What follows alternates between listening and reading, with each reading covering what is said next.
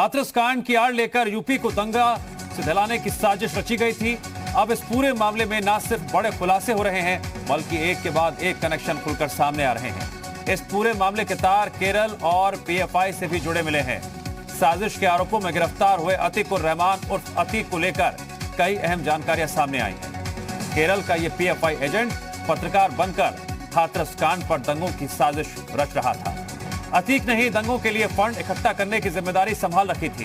दरअसल 4 आरोपियों को इस मामले में गिरफ्तार किया गया।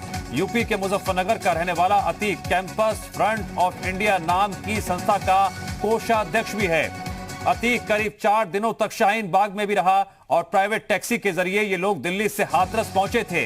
इस पूरे मामले का खुलासा वेबसाइट वाली साजिश के बाद हुआ था। दरअसल वेबसाइट बनाकर हाथरस कांड पर अफवाहें फैलाने और इसकी आड़ में दंगों की साजिश का खुलासा हुआ था। यूपी में दंगे भड़काने की फिराक में था पीएफआई। पीएफआई का नाम एक बार फिर से सामने आया है। उत्तर प्रदेश में साजिश रचने को लेकर पहले सीएए के विरोध के दौरान जो हिंसा हुई थी उस मामले में, और उसके बाद लव जिहाद का मामला, और अब हाथरस कांड का में भी पीएफआई का नाम सामने आ रहा है। साजिश भड़काने का आरोप है।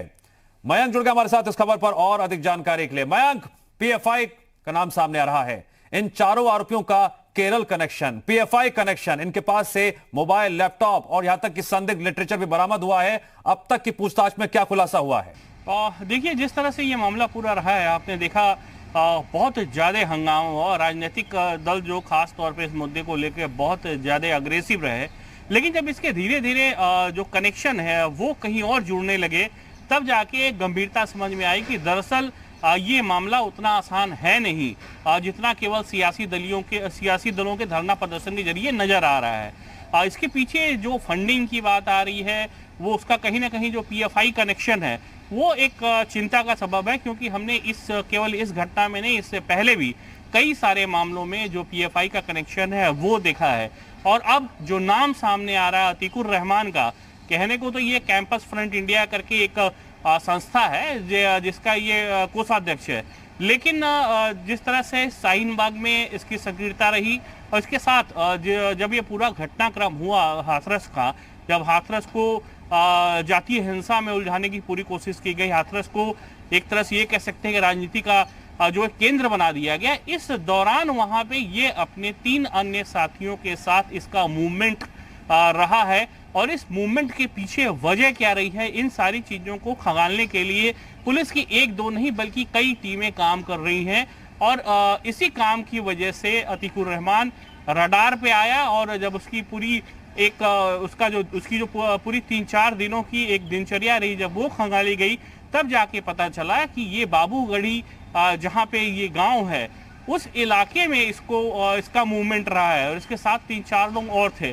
तो निश्चित तौर पे दिव्यांश, ये इस मामले की पड़ताल की जा रही है, जांच लगातार जारी है कि इनकी भूमिका किस हद तक इस पूरे मामले में रही है। दिव्यांश, मयंक, एजेंसियों का तो यह भी दावा है, जो बात निकलकर सामने आए, बड़ा खुलासा हुआ कि इन आरोपियों का जो साजिश थी जातीय हिंसा भड़काने की हाथरस कांड को लेकर, अब केरल कनेक्शन निकलकर सामने आ रहा है इन आरोपियों का। उस बारे में क्या जानकारी सामने आ रही है?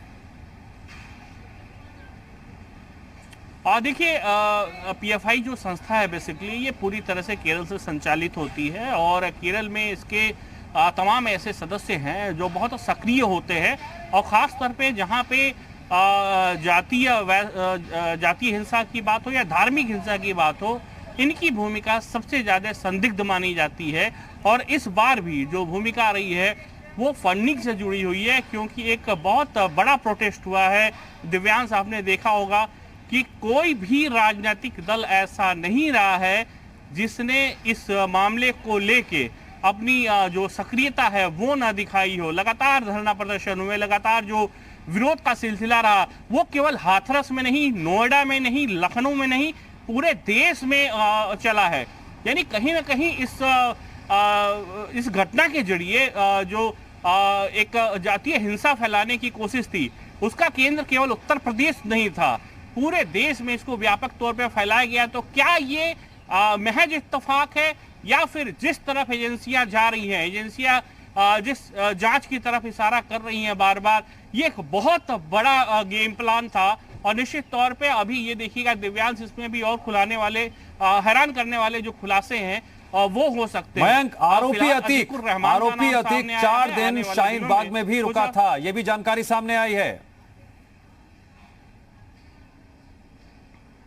बिल्कुल बिल्कुल दिव्यांश, अतीक इससे पहले 4 दिन शाहीन बाग में भी रुक चुका है और शाहीन बाग हम सब ने देखा है, वहां क्या कुछ हुआ वो हम सब ने देखा है। लेकिन जिस तरह से बाबूगढ़ी में हाथरस का जो ये इलाका है वहां पे इसका मूवमेंट हुआ है, ये पूरे घटनाक्रम में एक नया एंगल दे रहा है कि अतीकुर रहमान दरअसल वहां क्या करने के लिए गया था, क्या कुछ खास मोटिव था जिसको लेके वो अपने साथियों के साथ वहां मौजूद था, या निश्चित तौर पे जो एजेंसियों। ठीक है मयंक, आऊंगा आपके पास, लगातार एक्शन सामने आ रहे हैं, वो भी हम सुनाएंगे जनता को, बने रहिए।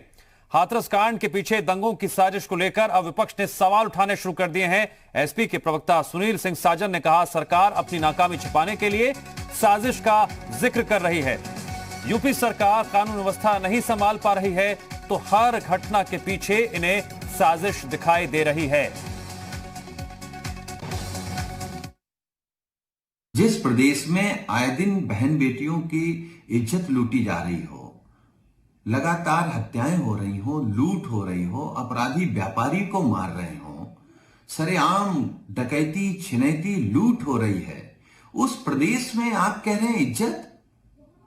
जहां कोरोना महामारी में आपकी सरकार ने लूट कर ली, आपके अधिकारियों ने लूट कर ली, वहां काहे की इज्जत आपकी? और कौन साजिश कर रहा है? अपनी नाकामी छिपाने के लिए उस साजिश का नाम दे रहे हैं। ये सरकार उत्तर प्रदेश की कानून व्यवस्था नहीं संभाल पा रही। योगी जी, आपसे उत्तर प्रदेश नहीं संभल रहा तो उसको आप कहेंगे कि लोग साजिश कर रहे हैं?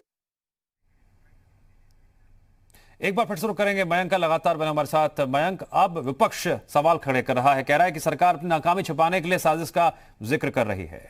बिल्कुल दिव्यांश, देखिए ऐसे मामलों में राजनीतिक बयानबाजी होती है। अब चूंकि प्रदेश में अभी 8 सीटों पे उपचुनाव हो। ठीक है, मैं आपको रोकना चाहूंगा। इस वक्त हमारे साथ फोन लाइन पर एसपी के प्रवक्ता खुद सुनील सिंह साजन जुड़ गए हैं।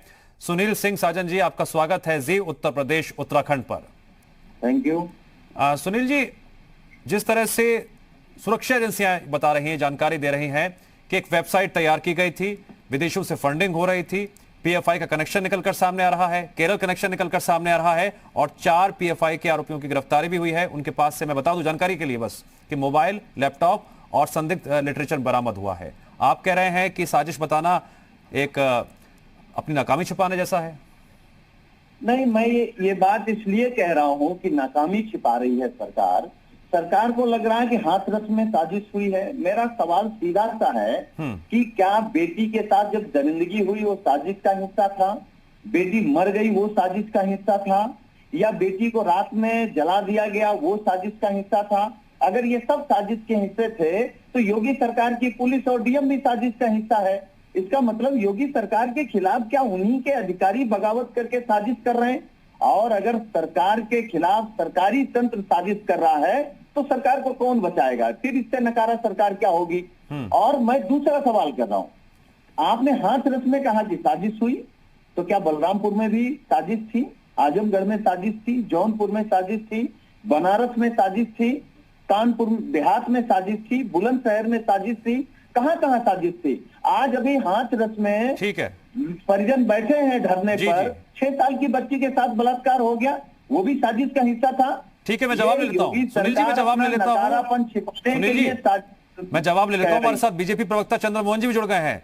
चंद्रमोहन जी, सुनील साजन जी पूछ रहे हैं कि हर जगह साजिश ही थी क्या? देखिए, सुनील यादव जी जो बात कर रहे हैं उनमें कोई तर्क नहीं है, वो केवल और केवल कुतर्क कर रहे हैं। समाजवादी पार्टी का चरित्र है कि वो कुतर्क करती है और सुनील यादव जी उसको बढ़ाने का काम कर रहे हैं, इसके अलावा कुछ नहीं कर रहे हैं। किसी भी मुद्दे पर आप ले लीजिए, केवल कुतर्क करते हैं। सरकार कब कर रही है साजिश है? जब साजिश है जब कांग्रेस का नेता संदिग्ध चीजों के साथ में, विस्फोटक चीजों के साथ में, समाज विरोधी चीजों के साथ में गिरफ्तार होता है तो पुलिस ये ना कहे, सौंपे नहीं उसको कि ये क्या हो रहा है। जब केरल का व्यक्ति, रामपुर का व्यक्ति इकट्ठे अगर पकड़े जा रहे हैं तो इसको साजिश ना कहोगे, क्या कहोगे? जिस तरीके से हाथरस की घटना को तूल दिया गया वो कैसे हो गया? वो साजिश नहीं तो क्या थी? मैं पूछना चाहता हूँ सुनील यादव जी से कि मुजफ्फरनगर में दंगा होता है, गौरव सचिन की हत्या होती है, तब ना जयंत जाते हैं गौरव सचिन के घर, ना अखिलेश यादव जाते हैं, क्यों नहीं जाते हैं? क्या कर रहे थे अखिलेश यादव? क्या थी जब खेत की मेहर तक दंगा पहुंचा था? जब जवाहरबाग कांड हो रहा था तब क्या हो रहा था? हर दिन दंगे उत्तर प्रदेश में होते थे, तब क्या था? कुतर्क करना बंद करें। पुलिस आज मैं बताना चाहता हूं सुनील यादव जी को कि 2000 के लगभग जो साधकों के मुजरिम थे उनको सजा दिलाने का काम किया है इस समय पर 3 साल के अंदर रिकॉर्ड। और पूरे देश भर का आंकड़ा उठा के देख लीजिए कि बाल अपराध पर, यौन अपराध पर कम कार्रवाई अगर किसी प्रदेश में हुई है तो वो उत्तर प्रदेश में हुई है। आज अपराधी जेल के शिक्षों के पीछे पहुंचते हैं, उन पर कार्रवाइयां होती हैं। ठीक है चंद्रमोहन जी, बने रहे हमारे साथ। सुनील साजन जी, तरीके से जेल से जाके वहां नौटंकी करते हैं, आरती उतारी जाए नौटंकी। सर मेरा आपसे सवाल यह है कि विपक्ष होने के नाते आपका ये लोकतांत्रिक अधिकार है, किसी भी मुद्दे पर आप सवाल खड़े कर सकते हैं, किसी भी मुद्दे पर आप सरकार पर, सरकार की नीतियों को लेकर, सरकार के फैसलों को लेकर, पुलिस की कार्यप्रणाली को लेकर सवाल उठा सकते हैं। सर मेरा सवाल आपसे यह है कि ये जो खुलासा हुआ है जातीय हिंसा भड़काने की साजिश के तहत हुआ है, क्या आप नहीं चाहते कि इसको लेकर खुलासा हो, जिसकी गिरफ्तारी हो रही है? हम देखिए, हम बिल्कुल चाहते हैं। और सुरक्षा एजेंसियों ने इस बात का पर्दाफाश किया है, सुरक्षा एजेंसियों ने बड़ा खुलासा किया है। आपको लगता है भाजपा के रहते दूसरा कोई साजिश कर सकता है? और चोर को चोर कहना अगर साजिश है तो हाँ ठीक है साजिश, बेईमान को बेईमान कहना साजिश है तो ठीक है साजिश। अगर अपराधियों को बचाने वाले योगी आदित्यनाथ, बलात्कारियों को बचाने वाले योगी आदित्यनाथ को ये कहना कि अपराधियों के संरक्षक है तो है साजिश? ये बताइए, ये चंद्रमोहन जी बैठे, चंद्रमोहन जी आ रहा हूं पढ़े लिखे भी हैं, थोड़ा समझदार भी हैं जी, जी। इनसे पूछो कि कुलदीप सिंह सेंगर को जानते हैं कि नहीं है? इनसे पूछो, ये एक भगवाधारी है चिन्मयानंद, वो बलात्कारी जब जेल से छूटता है तो ये नकारे भारतीय जनता पार्टी के लोग चंद्रमोहन जी वेलकम इस तरीके से करते हैं कि मानो वो चंद्रमोहन जी, सुनील साजन जी, पहले मेरी गुजारिश है, आप दोनों से गुजारिश है, प्लीज रिक्वेस्ट है सर, हम मुद्दे पर रह सकते हैं क्या, या फिर राजनीतिक रस्साकसी जारी रहेगी इसी तरह से? पुराने मुद्दे उछाले जाएंगे और उसी के आधार पर आप जवाब देंगे? साजन जी मेरी गुजारिश है आपसे प्लीज। अब ये पीएफआई का कनेक्शन निकलकर सामने आ रहा है, केरल कनेक्शन निकलकर सामने आ रहा है, क्या अपने आप में ये बड़ा खुलासा नहीं है? क्या ये खुलासा? देखिए, मैं बड़ी जिम्मेदारी के साथ ये कह सकता हूं कि अगर कोई साजिश, चंद्रमोहन जी आ रहा हूं, आप तुरंत आपके पास ही आ रहा हूं, तो सरकार कार्रवाई करे। सरकार कितने, ठीक है, ये सवाल आपने उठाया, कार्रवाई करे। चंद्रमोहन जी, यहां पर विपक्ष कह रहा है कि सरकार को कार्रवाई करनी चाहिए। पहले सीएए के विरोध में जो हिंसा हुई थी तब भी, लव जिहाद के मामले में भी, और अब इस वेबसाइट वाले मामले में भी पीएफआई के सदस्यों की गिरफ्तारी हुई है। चंद्रमोहन जी को लेकर घूम रहे थे साथ में, आपकी छटपटाहट पता लगती है। आपका चंद्रमोहन जी को मुझे लगता है कि चिन्मयानंद के शिष्य हो आप। चंद्रमोहन जी, क्या आप चिन्मयानंद के शिष्य हो शायद आप? कोई फायदा नहीं हुआ सर, मैंने बहुत कोशिश की कि आप लोगों से इस मुद्दे पर बातचीत कर सकूं, इस सवाल का जवाब ले सकूं, लेकिन ऐसा हो ना सका। आप राजनीतिक रस्साकसी में इस तरह से उलझ गए कि पुराने मामलों को उठाकर एक दूसरे पर आरोप प्रत्यारोप की राजनीति में उलझ गए।